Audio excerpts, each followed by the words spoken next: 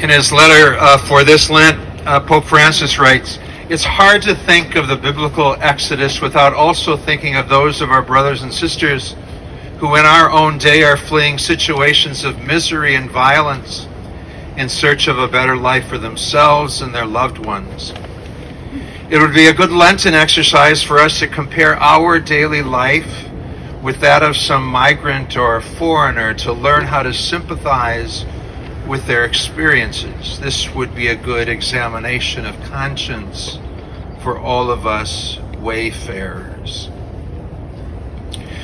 Try as I might, it's hard for me to compare my daily life with that of immigrants and refugees and migrants these days. The stories which Anne just shared, the stories we heard from Sarah and Cheryl. I'll add, this past couple of weeks I've been spending a lot of time with the youth in our community, 15 and 16-year-olds, and in addition to all the things that 15 and 16-year-olds live, now they're faced with the fear of becoming the heads of their households, as they fear of losing their parents forever, never seeing them, never touching them again.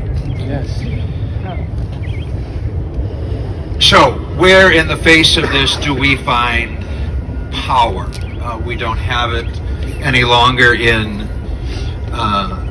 the House or the Senate or the White House, or obviously in our courts,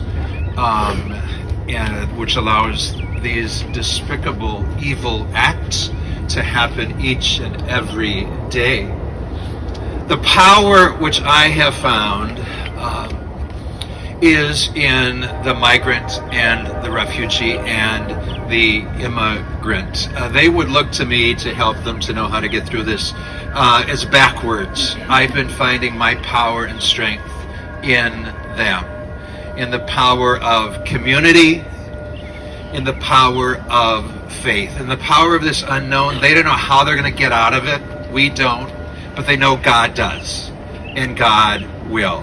They know that. They trust that. Our community has never been as full and vibrant as it is now, as they not only seek one another's support and strength, but seek each other to help remind them that we will overcome, that there is an end to this, and God has it. They don't learn that from me, I assure you. I learned that every day from them. It's a beautiful thing to see. And those of you who live with migrants and refugees know of what I speak. So let's take that lesson. Thank you so much for being here today. This is such a strength for us, such movement and motivation and spirit to continue to keep moving forward, trusting that with one another, that with our communion with one another, with God, with all, that we will overcome. So thank you so much.